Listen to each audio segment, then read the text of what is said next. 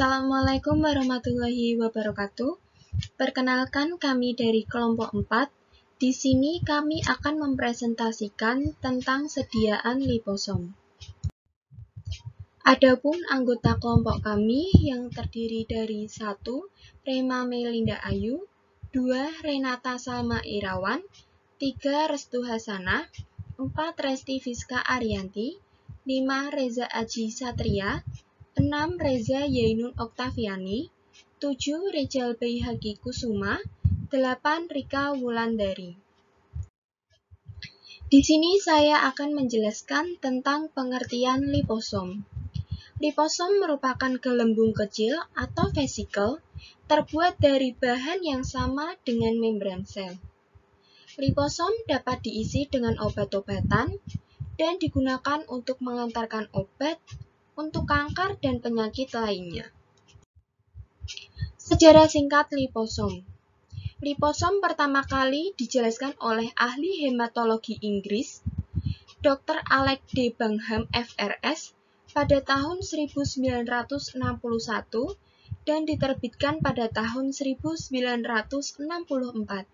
di Babraham Institute di Cambridge. Liposom ditemukan ketika Bangham dan R.W. Horn sedang menguji mikroskop elektron baru institut dengan menambahkan noda negatif pada fosfolipid kering. Kemiripan dengan plasma lema sangat terlihat jelas, dan gambar mikroskop menjadi bukti nyata pertama bahwa membran sel merupakan struktur lipid bilayer. Nama liposom berasal dari dua kata Yunani, yaitu lipos dan soma.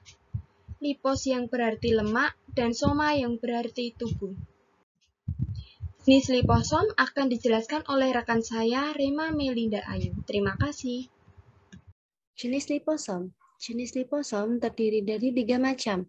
Yang pertama yaitu structural parameters, yang kedua method of preparation, dan yang ketiga composition and application. Dalam struktural parameters terbagi menjadi 4 macam. Yang pertama yaitu MLV, yang kedua OLV, yang ketiga ULV, dan yang keempat MVV.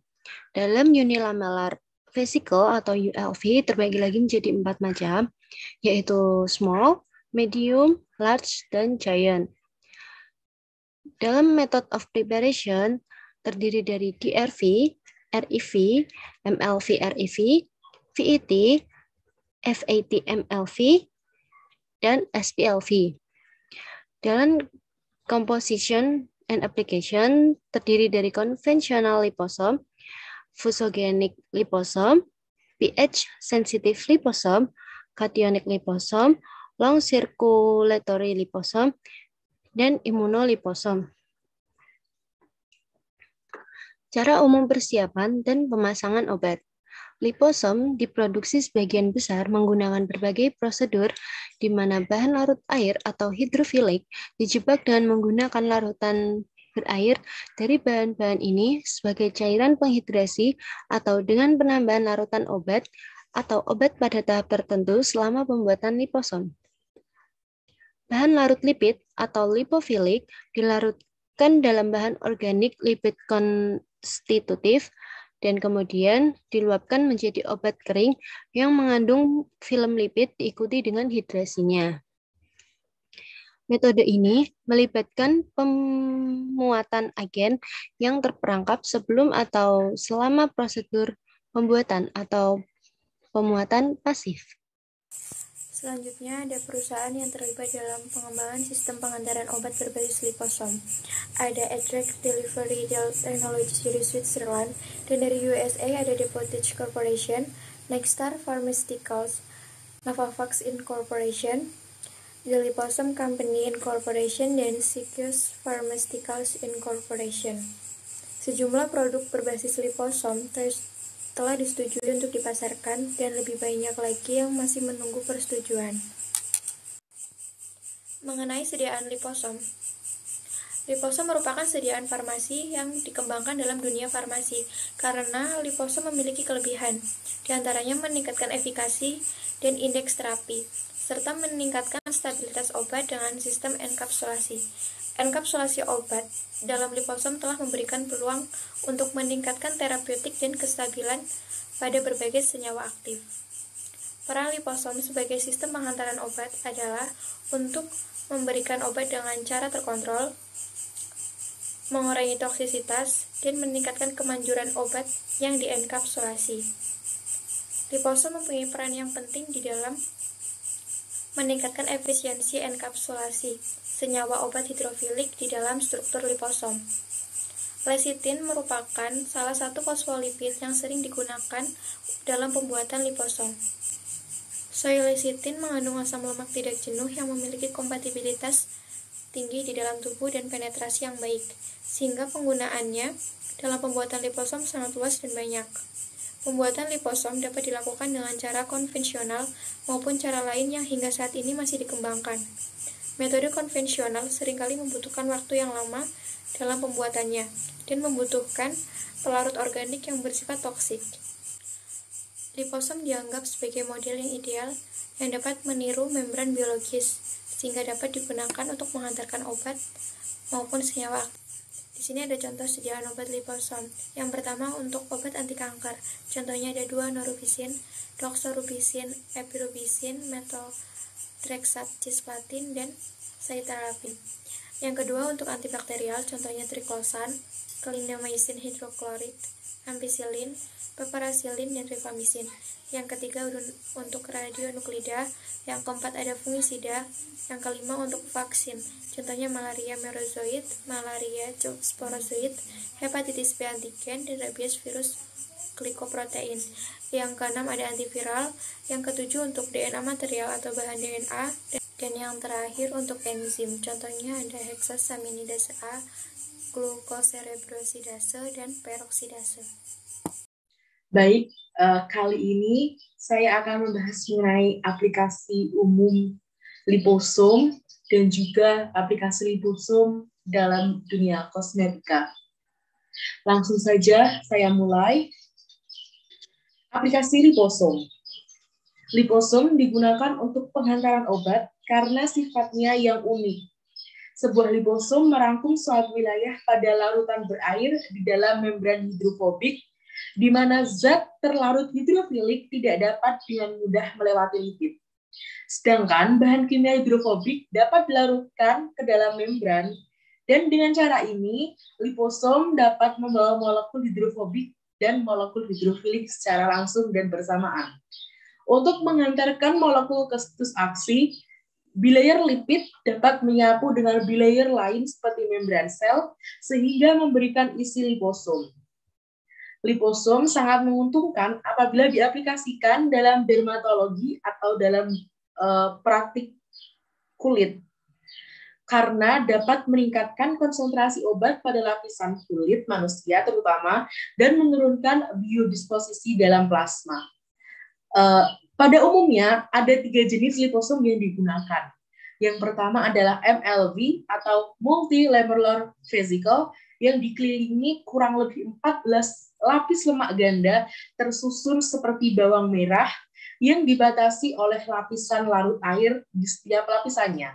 Yang kedua adalah SUV atau vesicle unilamellar kecil yang dikelilingi oleh satu lapis lemak berukuran kurang lebih 25 hingga 100 nanometer.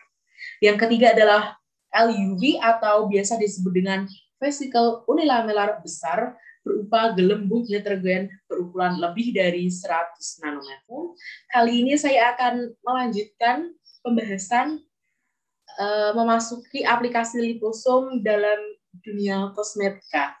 Secara umum, pengaplikasian liposom dalam dunia kosmetik adalah dengan menjadikan liposom sebagai sediaan lepas lambat berupa gel maupun krim atau perawatan kosmetik lainnya. Yang pertama, biasanya liposom digunakan dalam mengobati jerawat pada manusia, khususnya jerawat yang disebabkan oleh berbagai macam tipe masalah kulit. Yang kedua adalah memberikan efek oklusif, yaitu efek di mana di mana efek yang tujuannya adalah untuk mengurangi penguapan air. Biasanya efek oklusif ini berupa substansi minyak. Yang ketiga adalah liposom digunakan untuk mengobati masalah hiperpigmentasi atau munculnya bercak-bercak hitam pada kulit di bawah mata dan juga melasma, yaitu bercak-bercak berwarna coklat.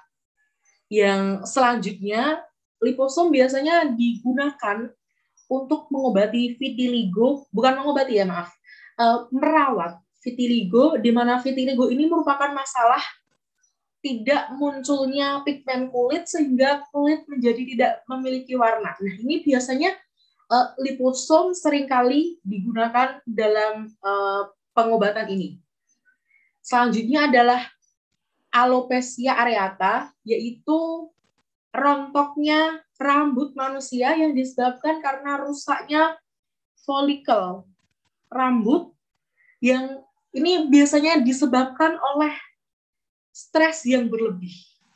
Selanjutnya adalah liposom juga digunakan untuk perlindungan UV, baik UVA maupun UVB dari sinar matahari. Ini biasanya berupa pengaplikasiannya digunakan sebagai tabir surya. Selanjutnya berfungsi juga sebagai antioksidan manusia, khususnya dikenal karena adanya senyawa fosfatidilkolin yang biasanya berasal dari sel telur dan kolesterol yang kemudian dibentuk menjadi sebuah liposom. Selanjutnya adalah masalah psoriasis, yaitu biasanya liposom digunakan untuk mengobati sel-sel tubuh manusia yang menumpuk dan kemudian bersisik. Itu biasanya bisa diatasi dengan aplikasi liposom ini. Yang selanjutnya adalah hirsutisme. Hirsutisme merupakan pertumbuhan rambut yang tidak wajar pada pola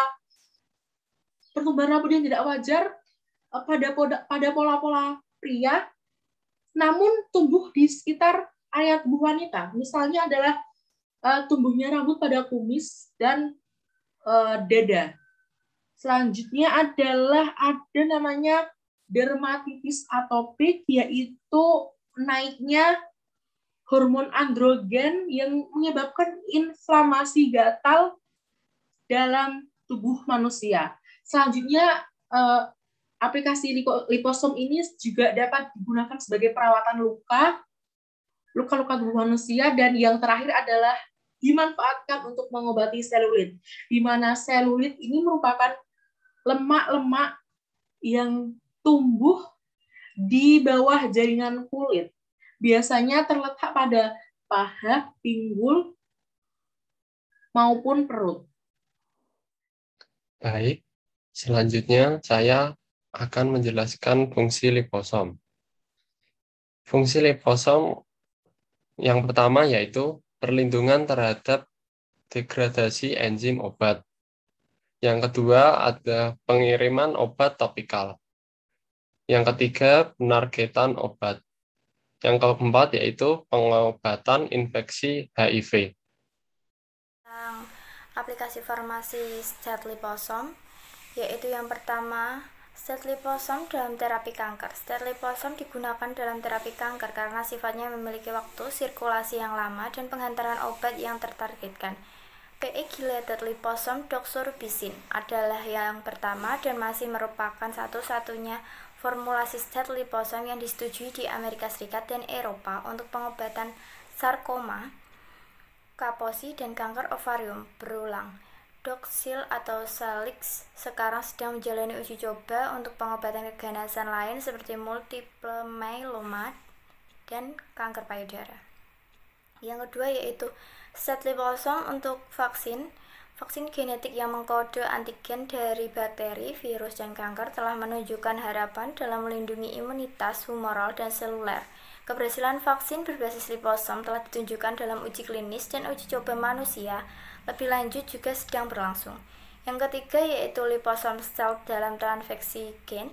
Formulasi stat liposom adalah faktor transfeksi yang paling cocok dalam bentuk kationik enkapsulasi gen dalam vesikel liposom memungkinkan kondensasi plasmid DNA menjadi struktur yang sangat terorganisir dan melindungi DNA terhadap degradasi selama penyimpanan dan dalam sirkulasi sistemik gen yang mengkode protein. Yang keempat, liposom stealth dalam peradangan. Liposom tersembunyi yang terdiri dari lipid dengan rantai hidrokarbon panjang dan jenuh dalam campuran dengan kolesterol terbukti terakumulasi di dalam peradangan. Liposom tersebut digunakan untuk tujuan diagnostik. Liposom yang mengandung kortikosteroid disuntikkan juga langsung ke tempat peradangan, terutama ke sendi reumatik, di mana mereka bertindak sebagai sistem pelepasan berkelanjutan. Yang keenam yaitu set liposom dalam mengantarkan obat ke infeksi paru-paru. Set liposom dalam menggunakannya juga untuk mengantarkan obat ke dalam paru-paru. Ini paling sering dilakukan dengan menghirup aerosol liposom. Ini dapat digunakan baik untuk pengobatan berbagai gangguan paru-paru, infeksi, asma, atau menggunakan paru-paru sebagai gudang obat untuk pengiriman sistemik. Yang keenam, penggunaan farmasi lainnya dari stet liposom. Hemoglobin yang dienkapsulasi liposom sedang dikembangkan sebagai terapi oksigen. Isolasi spasial hemoglobin oleh lipid bilayer berpotensi meminimalkan efek hemodinamik kardiovaskular yang terkait dengan bentuk hemoglobin terdefinisi lainnya bentuk hemoglobin. Di sini saya akan melanjutkan tentang keuntungan liposom. Keuntungan liposom tersendiri yang pertama, memberikan penargetan pasif selektif ke jaringan tumor atau liposomal doxorubicin. Yang kedua, peningkatan kemanjuran dan indeks terapeutik. Yang ketiga, peningkatan stabilitas melalui enkapsulasi.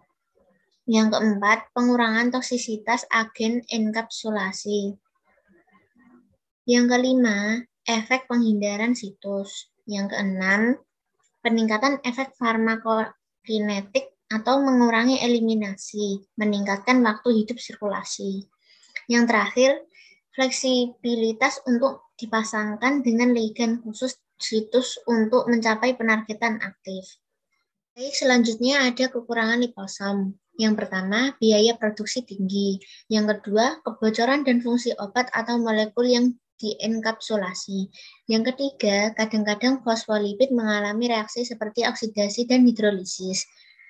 Yang keempat, waktu paruh pendek. Yang kelima, kelarutan rendah. Yang terakhir, lebih sedikit kandang.